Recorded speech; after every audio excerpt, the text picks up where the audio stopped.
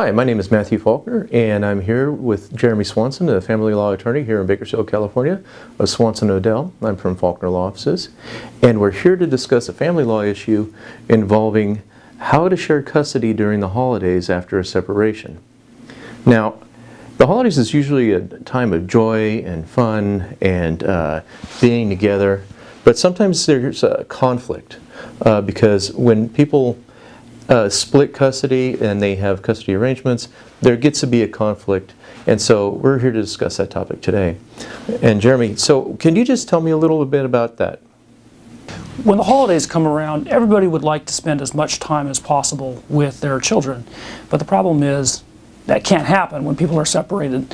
You have to share the time, and that can be difficult, deciding what times the children will spend with each parent.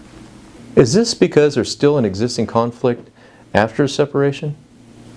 It's often difficult to discuss the holidays because each parent has an idea in their mind of how they would like the holidays to go.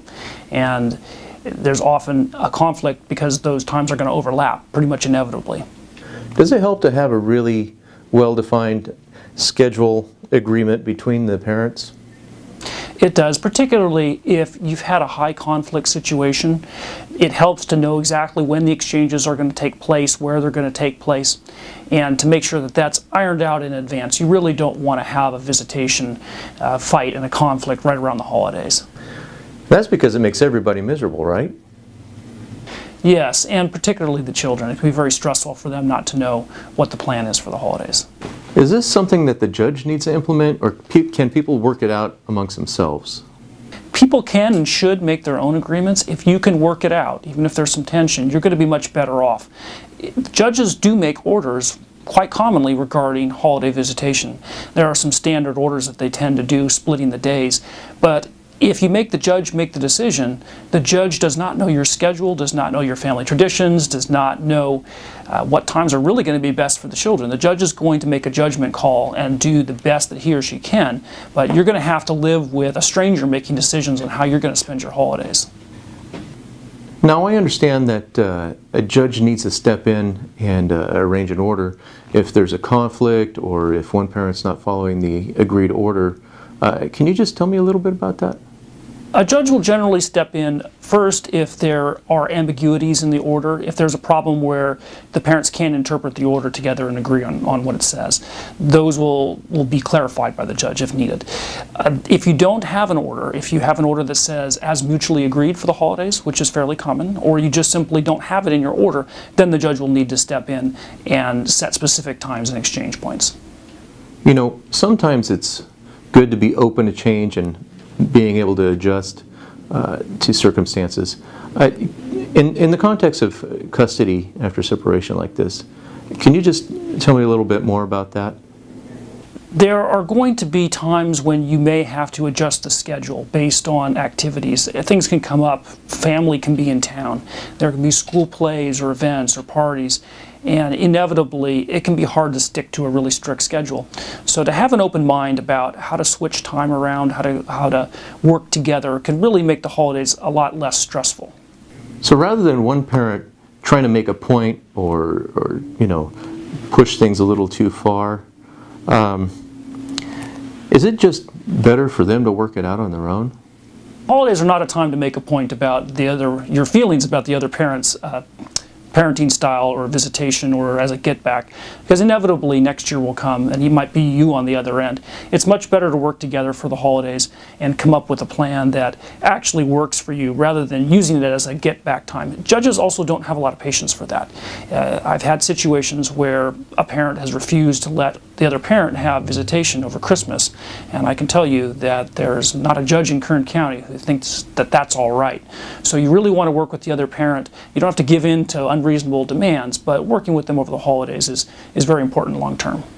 So let's say if someone wants to change the existing order and because they want to have more custody and need to make different kinds of arrangements, how important is it for them to be clear about why they want those changes to be made? It's actually very important because otherwise it can come across as a demand of what time you want. And the other parent may not understand why you're asking for it or why it's important to the children. So explaining things like what relatives are going to be there at events, what the time frame is, or other events can really smooth things out, and you can actually talk about the issues and the way that a schedule would work instead of dealing with each other at arm's length, essentially demanding a certain amount of time and the other party feeling that maybe that's too much. Specific explanations can help you creatively figure out a good way to split the time.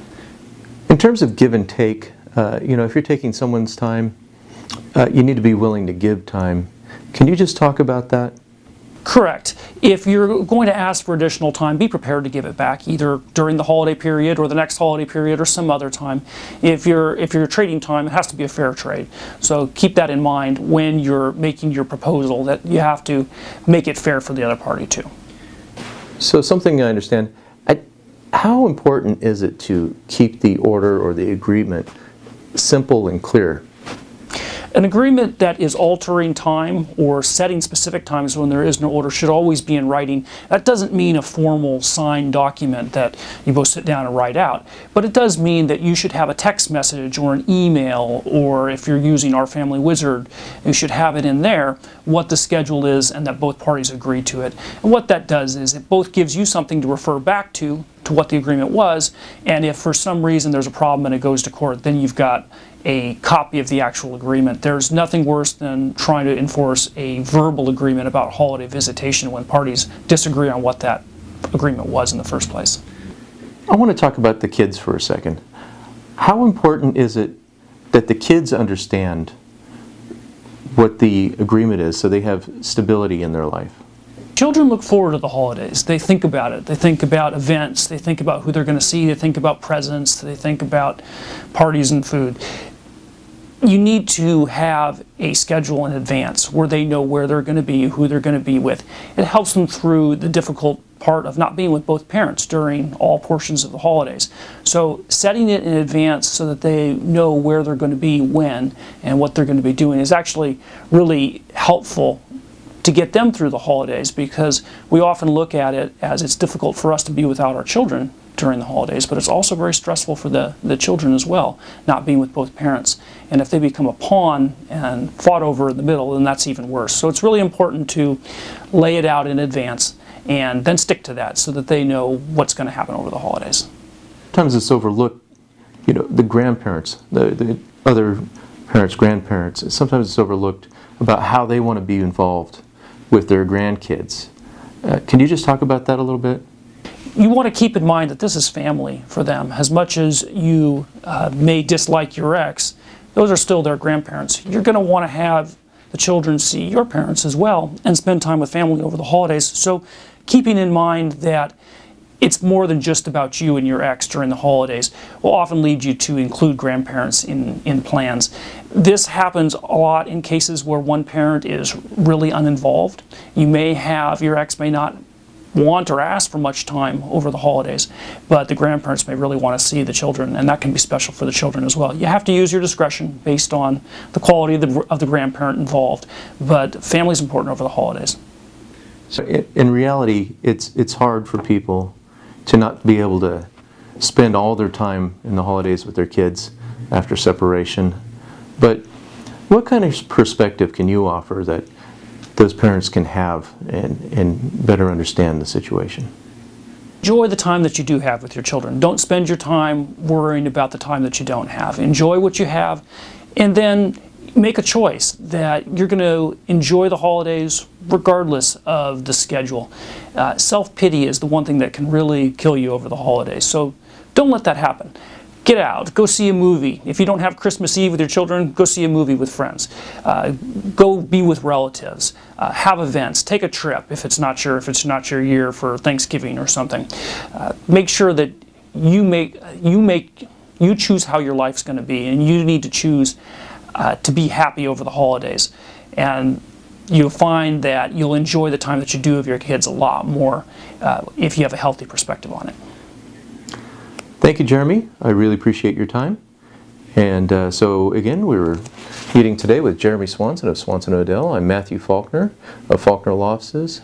Number is 327-0601, and have a good day.